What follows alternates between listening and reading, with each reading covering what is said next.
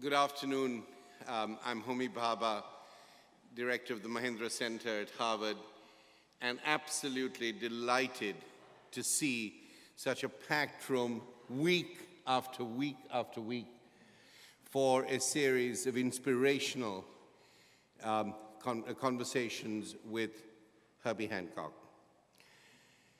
Before I turn things over to my dear friend and co-conspirator on many issues, Professor Henry Louis Gates, I want to offer some brief words of gratitude and appreciation to those who made possible this extraordinary set of Norton lectures. The staff of the Mahindra Humanities Center and Sanders Theatre, the music department, the Norton Committee, Herbie Hancock's colleagues in Los Angeles, including his protective lawyer. Please tell him that I sent my regard. The members of the Norton Committee are introducers Osvaldo Goliov, Kay Chalamet, Ingrid Monson, Vijay Iyer, and of course Henry Louis Gates, who you will be hearing in a moment. Our great gratitude goes, of course, to you, Herbie. All good things don't come to an end. The best things remain with us as memory and legend. They continue in our conversation long past the utterance of the last word or the echo of the last sound. Herbie, you will live long with us in Harvard's memory of visitors who came for a relatively short period of time and left behind a strong community of colleagues, friends, and admirers. We will remember you for your ennobling humility and your abiding sense of human grace. We will remember you for the care with which you listened to each questioner and interlocutor. We will remember you for refusing to play the butter notes and teaching us that there was no wrong chord that could not be redeemed into a creative harmony. However rich our memories are, we will not allow you to belong to our past. We want you to return to us as often as you can, to bring us your innovative music that so clearly reflects your own improvisatory soul. We never close the door behind us when we open new doors to the future, you said in one of your lectures, as you pushed new musical technologies to the very edge of our experience.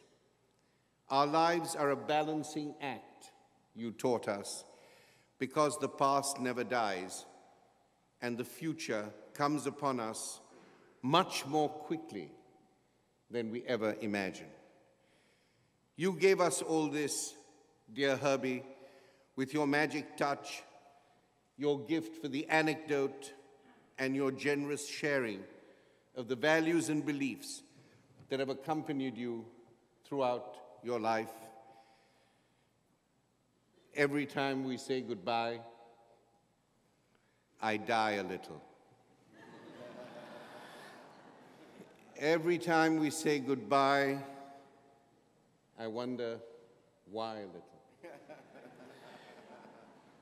But then we listen once more to Maiden Voyage, or Toys, or Sunrisa, or Actual Proof, and the world is made adventurous, harmonious, funky, and somehow new and fresh again. Thank you very much.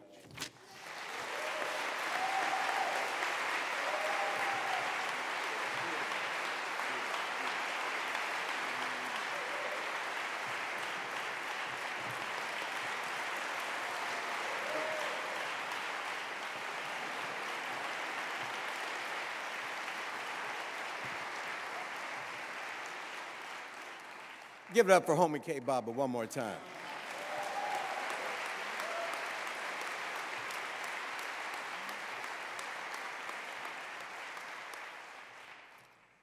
Good afternoon, everybody. When Charles Eliot Norton, the distinguished art historian for whom these lectures are named, was a student here at Harvard in the 1840s, there had yet to be a single African-American student admitted to the college. When he returned as a professor in the 1870s, there were by then a handful of black alumni, but there would not be a tenured faculty member anywhere at the university until William Hinton at the medical school in 1949, 41 years after Norton's death.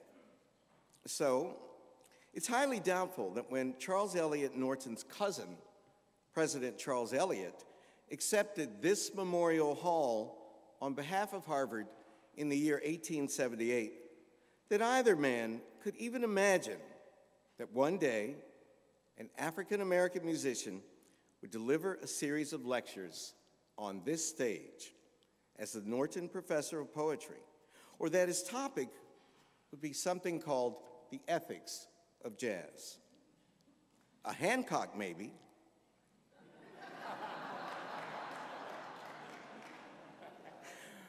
But from the south side of Chicago? But look closer, ladies and gentlemen, and you'll see the groundwork for these lectures being laid at your very feet. And I'm not joking. The ground on which Memorial Hall was built after the Civil War, the ground directly below our feet today, was referred to by Harvardians back then as the Delta. And we all know what role the Delta played in the birth of jazz. More importantly, the motto outside and behind us on this wall, Veritas, stands for truth. And the books on the Harvard seal are permanently opened to convey our commitment to experimentation and the embrace of new knowledge over fixed routines. What else is jazz, I ask you, but that? So you see, Veritas and jazz are synonymous terms. And that is the beauty of a university. Even though men like Charles Eliot and Charles Eliot Norton couldn't even envision this moment, they advanced a spirit of being, of living with provisional truths that allowed for the possibility of all of us being here, listening to a genius of multiple music dimensions, treat us to a master class in jazz and in life, fused not from the stuff of stuffy lecture halls, but the survival of a people making a way out of no way. Given Harvard's deep religious roots, I couldn't help but think as I listened to these amazing Norton lectures that Herbie Hancock has not only given us the ethics of jazz, he has given us the beatitudes of jazz. Think of what he's taught us over these past several weeks. Blessed are they who see, like Miles Davis saw, that, quote, only a great master can provide a path to finding your own true answers. Blessed are they who, quote, reach up while reaching down. Blessed are they who, quote, judge not what another plays, but in a blending of Professor Hancock's Buddhist faith and his faith in history and in music, turn poison into medicine. Blessed are those humble enough to know, as he says, there are no wrong notes, just better choices. As he so felicitously quoted the great Thelonious Monk, who also said, the loudest noise in the world is silence. And blessed are those, quote, crazy enough to change the world by breaking the world's rules responsibly while honestly pursuing their art. And finally, blessed are those who appreciate the difference between knowledge and wisdom, and who are courageous enough to participate in what Herbie calls the human revolution. These are not platitudes, ladies and gentlemen. They are beatitudes, with a Buddhist jazz man's twist. They are also the essence of Veritas and of jazz, and I believe they are at the very reasons why each of us found our way to Harvard this afternoon. Every Monday afternoon since February 3rd, or what we now refer to in these parts as the winter of our discontent. Herbie Hancock has turned Sanders Theater into a classroom almost as lively as the Blue Note in New York, late at night after a long set, when the lead and sidemen are sitting next to each other on tall stools, swapping stories and insights on new and better chords to play. Blessed are we who have been here to bear witness to this teacher, so masterfully drawing for us his collage of old and new, a storyteller's storyteller, which is why it's so very fitting that he has titled his last Norton lecture, Once Upon a Time. Storytelling, scratching, and signifying have always been hallmarks of the African American experience, from slavery to freedom, in the fullest artistic expression. And through those stories, written and sung, played and performed, from cotton fields to Carnegie Hall, they have given us an ethics to cling to through the fiercest of storms. Ladies and gentlemen, what seemed impossible in the year 1878 now seems tuned to the perfect note for this moment standing before you on the Delta of 2014. That is Veritas. That is jazz. That is Herbie Hancock. For his final lecture on the ethics of jazz, please welcome the Charles Eliot Norton Professor of Poetry at Harvard University, Professor Herbie Jeffrey Hancock.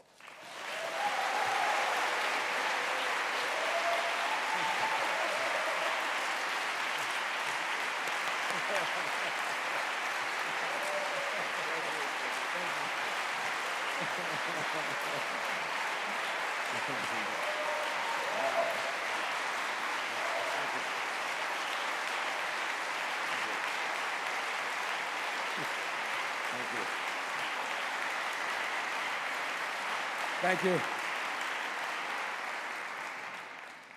Thank you so much. Thank you, Skip.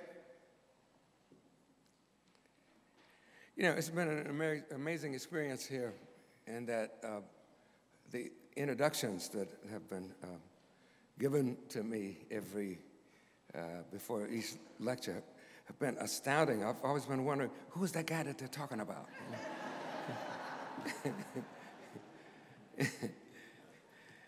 And I welcome you to my final lecture in the Ethics of Jazz series.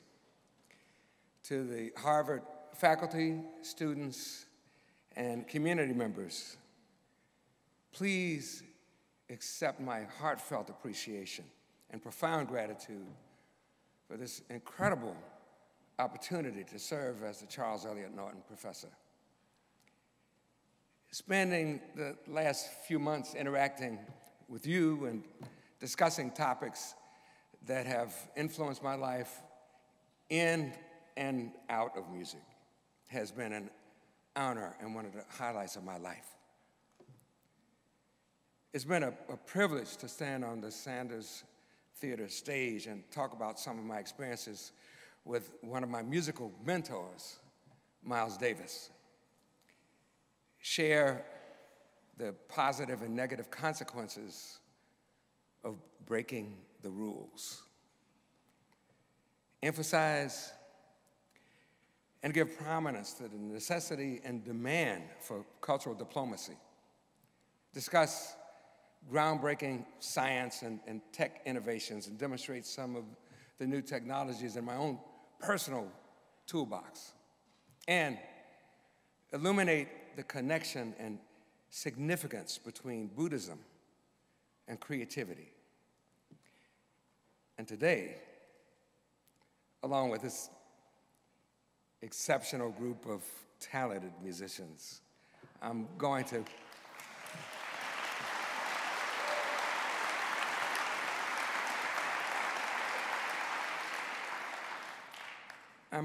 verbally and sonically unite these ideas and concepts by summarizing the ethics of jazz in a musical way.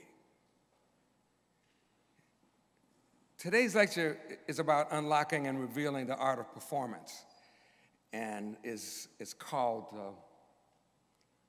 Once Upon a Time, which was triggered by something my good friend saxophonist Wayne Shorter has said on a number of occasions. And if people know Wayne, you may have heard him say this himself. And actually, that phrase was in fact handed down by Miles Davis. Miles wanted to lead the band to play a story, play what they were thinking, and would say, "Don't play music." He'd say, "Once upon a time." So what? What do you say after once upon a time? That's our diving off place. And when Wayne performs with his band, he's described the experience as this, and I quote, "When we get together, we don't rehearse. So the first thing we hear, notes, it's always something like, once upon a time. And then we say to each other, what the hell do you say after once upon a time? Okay, let's go for it. Without rehearsing, you're really out there naked, without the credentials, and the audience will see struggle and ultimately, hopefully, victory. And then Wayne continues, just get up there, look at the paper, and start playing. Don't play what you see on the paper. What's behind that music? Look for the face. Look for the dialogue, which is actually you. Once upon a time. Now that's a phrase that is magic and conjures up the infinite possibilities of performance. Performances come in all shapes and sizes. A recent headline actually grabbed my attention. It read, Alice Hertz Sommer, who found peace in Chopin amid Holocaust, dies at 110. The oldest survivor of the atrocity of the Nazi concentration camps, Ms. Hertz Sommer found solace by performing over 100 concerts in the Terezin camp and said, quote, through making music, we were kept alive. The purpose of a performance often goes beyond just entertainment.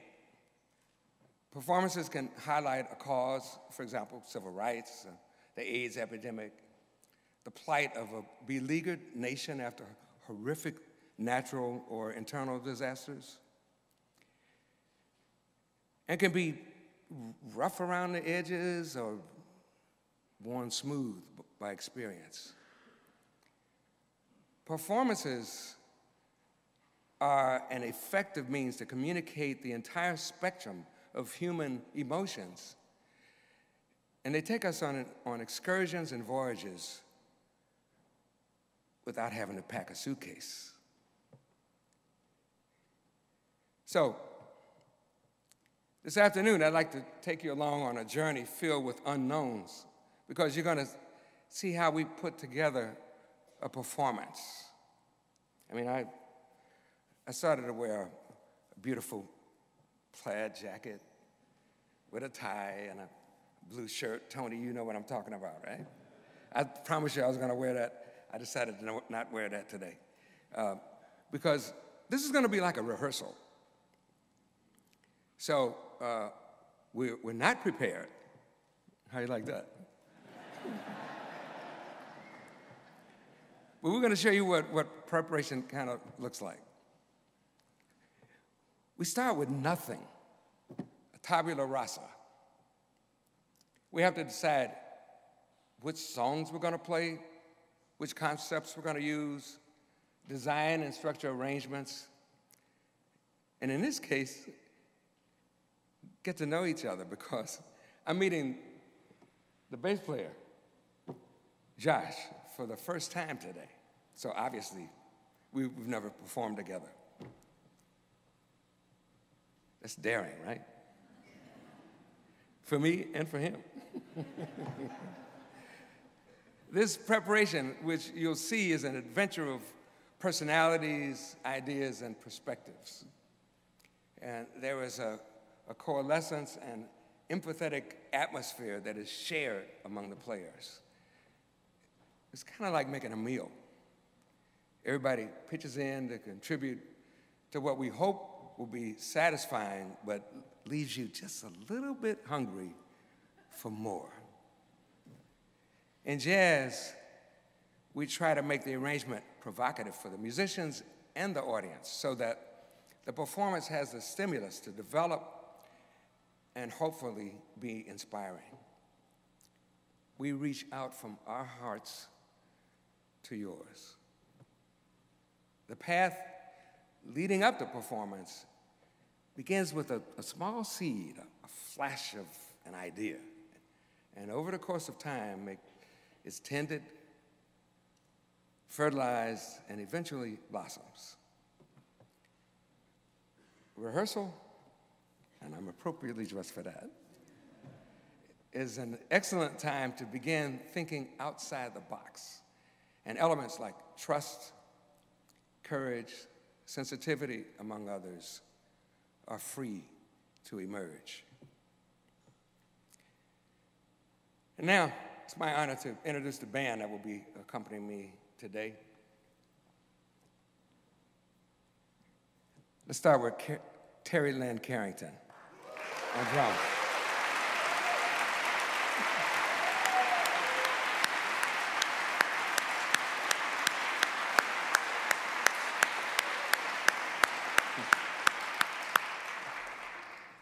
I met Terry Lynn when she was a teenager, just last week. You know, she's known several musicians over the years because her father, who's actually sitting right here, he's a saxophone player, right? And we actually never had a chance to play together, but he introduced her to so many musicians over the years. And I think Clark Terry was one of your mentors from. How old were you when you met Clark? I met Clark probably when I was 10. He took me to Kansas to play Wichita Jazz Festival. And that was 38 years ago. That's amazing. And did you play with your father's band before that? Yeah, I used to play with my father all the time, sure, growing up. My grandfather played drums, and he passed away right before I was born, so it kind of ran in the family, you know. All right, somebody had to play drums. Might as well be you, right? And how old were you at that time? I started at 7, so. Wow. I started at 7 too, but I wasn't playing with anybody. I was just practicing scales and things. And this young man over here, Lionel Lueke.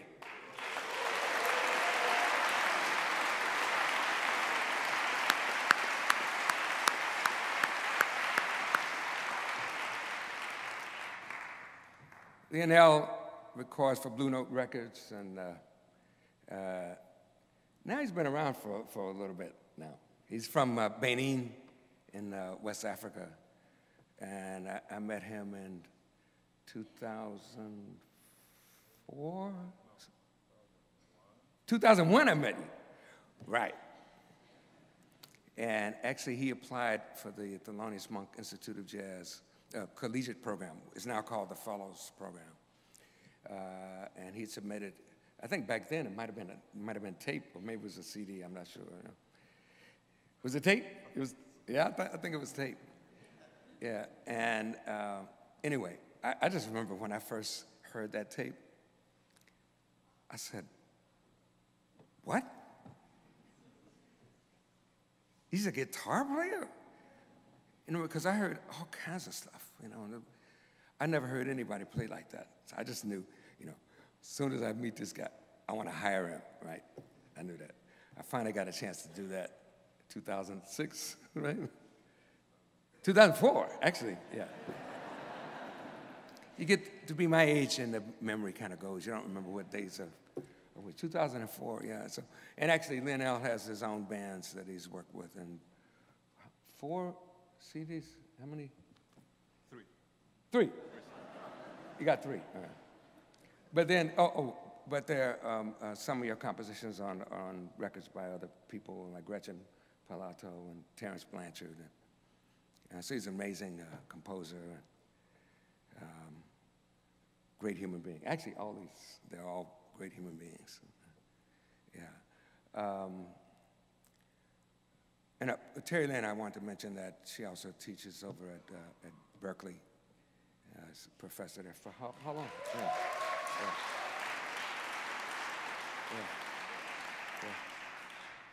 Been there for a number of years. They'll probably name the school after her pretty soon. And Josh Hari on bass.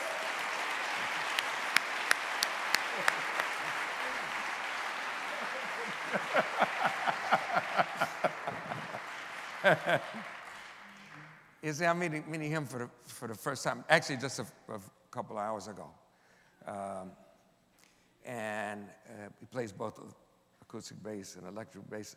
I actually don't have anything about his history. Oh, wait a minute, I got something. Yeah, I actually have something in here. It says, I actually asked Terry Lynn to suggest a young artist to join us on the stage today because he represents the future.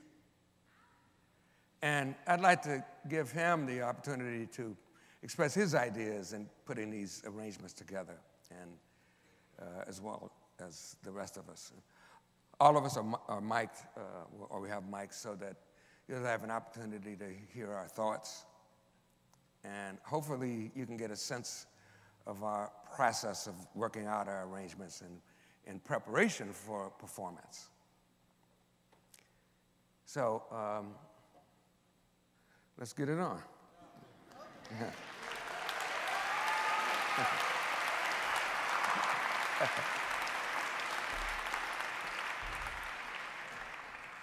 I have to admit that I was a little anxious about not saying anything to anybody about what we might do, because normally, if you're putting together a whole show with a band that hasn't been together, you might spend 4 or 5 days, in a jazz group, 6 hours a day, maybe, putting it together. Well, we don't have 4 or 5 days and 6 hours a day, so in order to cut a few corners, there were some discussions over just the past couple of days, but no real preparation as such. So you're going to hopefully get some sense of what we do. We talked about one of the pieces that Lionel wrote.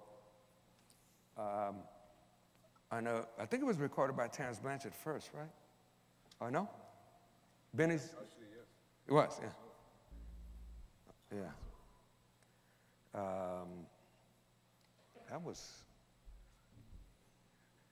in 2005 or something? No. Oh, we don't even have to go. We don't have to even go there.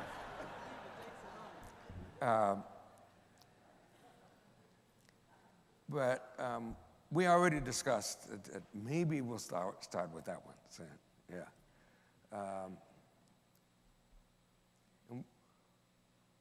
What was that idea you talked about? Just the groove that's in the front.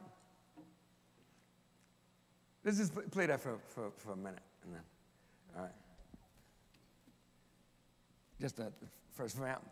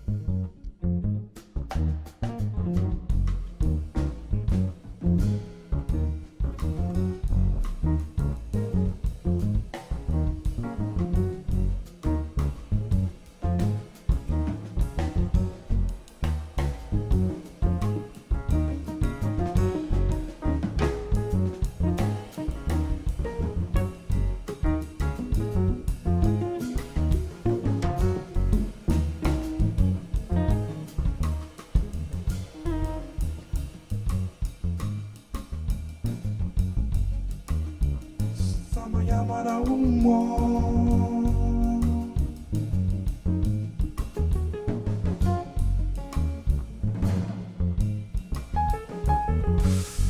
sayang para turno.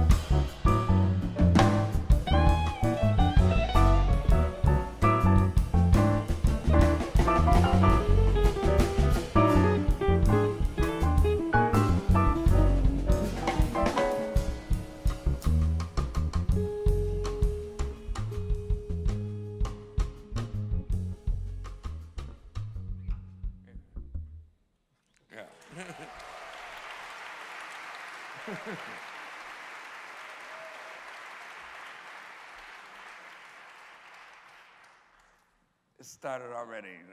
They're already moving into some other territories.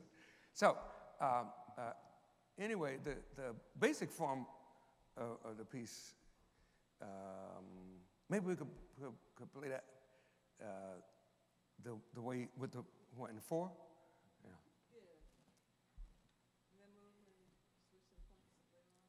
Yeah. What was? Yeah. I was just saying maybe switch, later on move back and forth or something, and find some other places. Yeah, and maybe you mentioned before about switching from the playing in 4 to playing in 4 means playing 4 beats, and then playing in 6 means playing in. The last thing was in 6 piece. 1, 2, 3, 4, 5, 6. 1, 2, 3, 4, 6. 1, 2. Anyway, so we start off with 4, and then. Oh yeah, and then when we get to that section. then first play it in 4, and then switch to 6. Go back and forth. Just stay in there for a minute. Maybe between the solos, we could stay on the interlude in 4 for a little bit, and then move into something else for your solo, or then like leave your solo point of departure from the 4 to wherever you want to go. Yeah. Okay. What do you think, Lionel? Okay.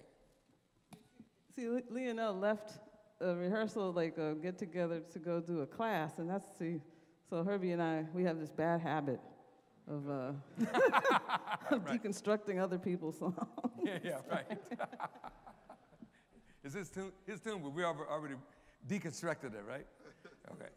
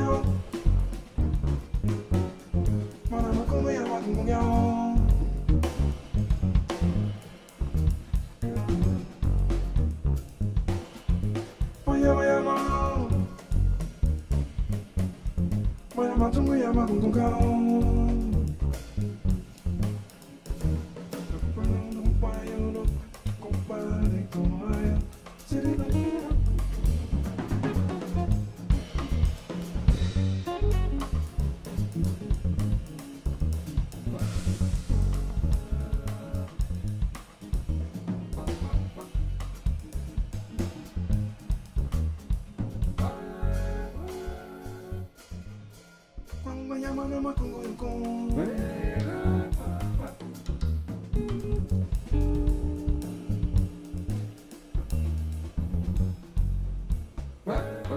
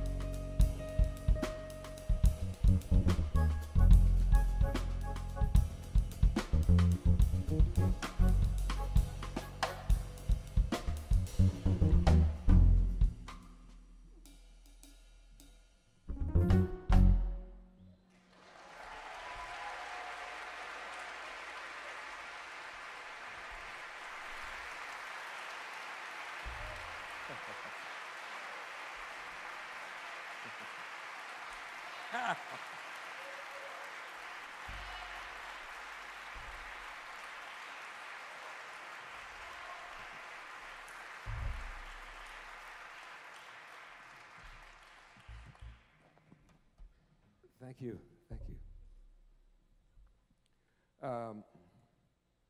Wow. Time flies. Tempest Fugit, right? Okay, we talked about maybe doing something with a song I wrote called Toys.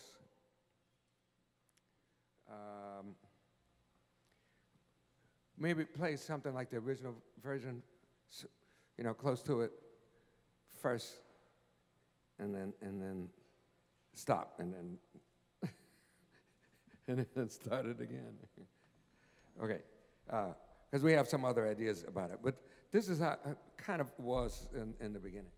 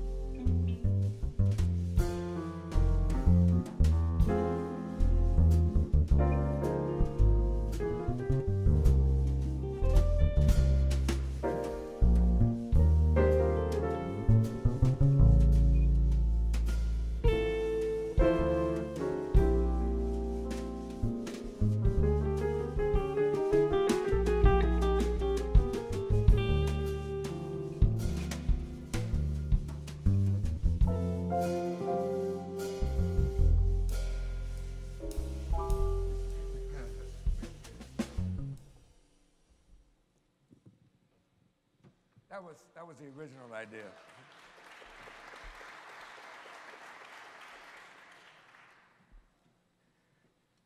So what we did actually discuss beforehand, Terry Lynn suggested that since the end of it has this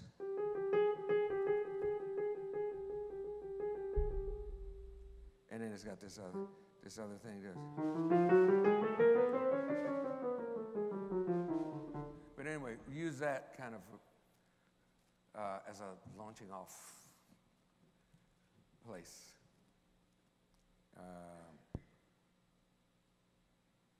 And then see, and play something based off of the melodic content that's in the piece. Is that more or less? Yeah, let's see kind of where that goes. Oh yeah, you mentioned something about beats. Yeah. I was thinking, since it's based off a triplet, you know, you can also turn the triplets into 16th notes, or you know, kind of maybe weave back and forth between the triplet feel and the 16th feel, but with the same value. Oh, you mean these?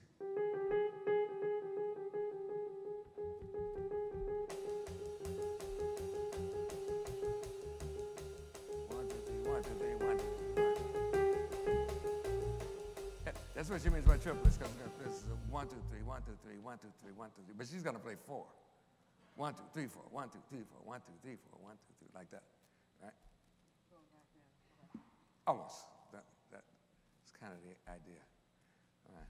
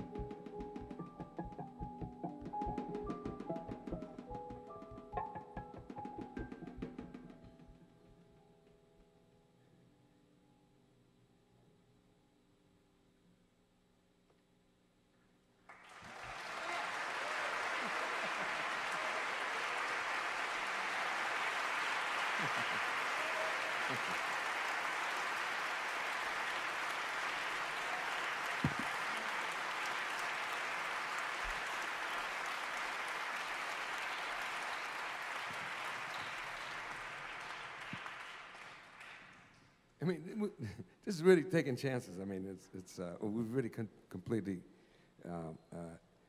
deconstructed the tune, left a lot of just room for whatever happens that you can't rehearse for. Wayne Shorter, another thing, Wayne, I used to call them Wayneisms, right? Yeah, he would say, how can you rehearse the unknown? Right? So there was one other thing that we thought we might take is another one of my pieces that is fairly well known, and do a little something to it, make a little twist in it. And this, Terry always comes up with ideas, you know, always. Don't fall asleep, Tyler. Yeah. I'm seeing friends of mine over here. So, anyway, so her idea was to take Chameleon and do something different with it. Now the thing is let's see if I can remember how the groove worked, right?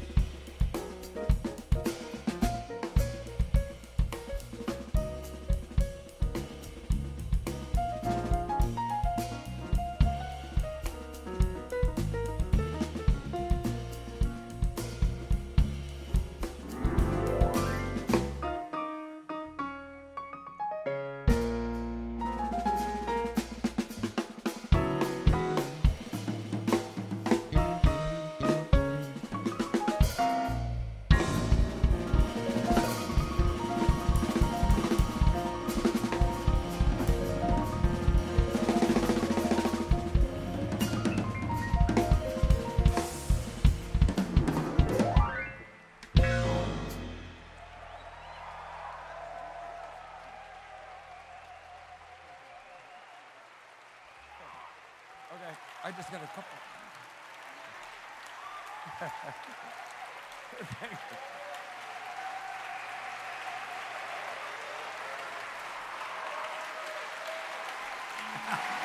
Thank you.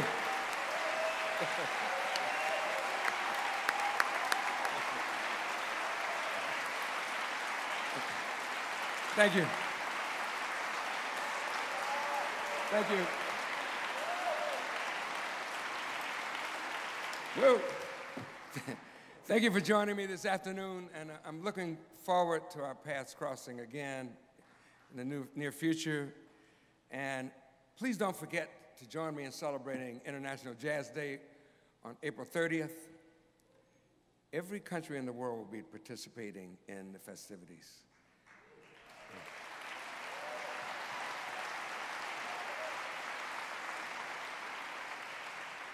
And it will culminate in Osaka, Japan, with an all-star global concert and a few very special surprise videos. The concert will be streamed live, jazzday.com, by the way, which also provides up-to-the-minute information about the event and how to get involved. Right here in Boston and in the vicinity, Jazz Day will be observed in grand style at Waddy's Cafe at UMass. Oh, sorry. Waddy's Cafe, UMass, the Regatta Bar, Scholars, and Stonehill College. I've enjoyed sharing my experiences and beliefs, and hope you found benefit in learning about some of the heroes and mentors who've been instrumental in my life. I hope our discussions have been of interest, and that I've left you with a few ideas to take along on your personal and collective journeys that, in my view, are important. 1, recognize the value of mentors whose goals and leadership serve as models and guides throughout our lives. 2, work towards happiness for yourself and others as a contribution to the advancement of humanity in your own unique way. 3, never give up on the battle to overcome personal demons that stand in the way of contributing to a more humane and peaceful world. Be open-minded about everything. That's number 4. Number 5 is muster up the courage to examine many sides of an issue, including preconceptions that you may have harbored for a long time. And 6, be prepared to say, yes, I can do this, more often than, no, I'm not able to do this. Number 7, respect all people and realize we need each other. Number 8, if you want to see a good guy, look in the mirror. Want to see a bad guy? Look in the mirror. We're both. But which one's going to win?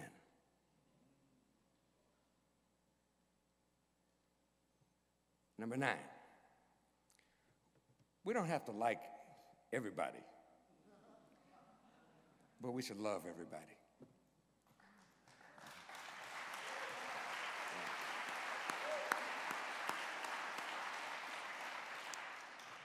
Number 10, have the courage to change and to change the rules. 11, think about purpose. It's really important. And practice the ethics of jazz. My deepest heartfelt thanks to President Faust, Homi Bhabha, the Norton Committee, and the entire team at Harvard who have worked tirelessly to help me illuminate, illustrate, and share many of my experiences and conclusions that I've drawn over the past 6 decades. It's been an honor and a supreme privilege. Thank you very much.